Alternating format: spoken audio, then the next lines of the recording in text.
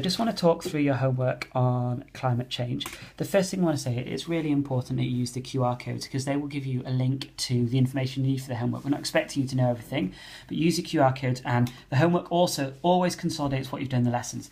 So the first one was a detailed mind map, and what I'm really lacking from people is detail on the homework here. So what are the different ways we can find out about past climate? Most people identified them because if you use the QR code, it told you what they were. So it's things like historical records, so the fact that we've kept meteorological data. It's also things like old pictures.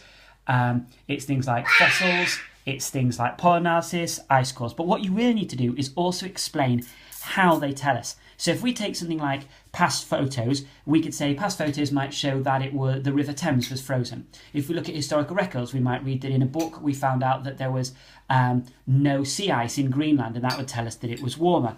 If we talk about tree rings, we know that when the tree rings are warmer, when the climate is warmer, the tree rings are fatter. So that would tell us that it's warmer and wetter. If we look at fossil records, that helps us to see, because we know we can work out what the climate was like because certain animals live in certain conditions. So if we find fossils like in the Mendips in terms of the rocks, the limestone that shows that the climate must have been very warm, shallow sea, sort of tropical, that tells us that the climate must have been different at that time.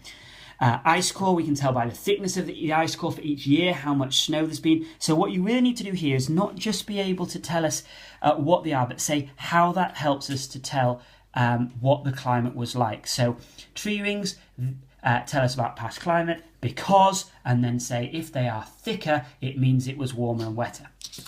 On the other side, and I'll try and do a little bit of drawing here, it asks you to talk about, describe and explain. So describe, say what you know, and explain, give reasons. How the Earth's climate's changed over time. Well, the first thing you need to do is know that the climate over time has done something like this. It's fluctuated over time like this. And we've got our warmer periods, which are our interglacials, and our colder periods, which are our glaciers. So ice ages, interglacial. Ice age, interglacial. So that's the first thing you need to say, that overall it's fluctuated. That's the describe bit.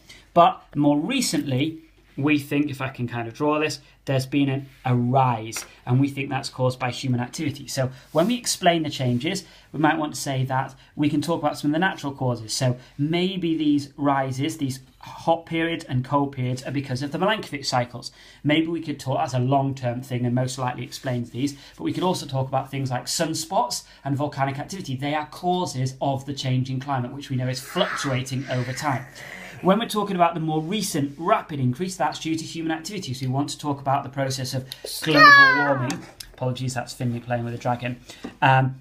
Process of global warming, and essentially how human activity has made more carbon dioxide and methane. These are greenhouse gases. They've caused the enhanced greenhouse effect, and that's led to more solar radiation being trapped and the temperature of the Earth going up. So these are the things that you need to do, and this is the level of detail you really need to do if you want to do well in geography. Again, make sure you use the QR codes. Obviously, you've used the QR code if you've watched this video now for the help, and next time you do your homework, let's have some really good answers. Thank you.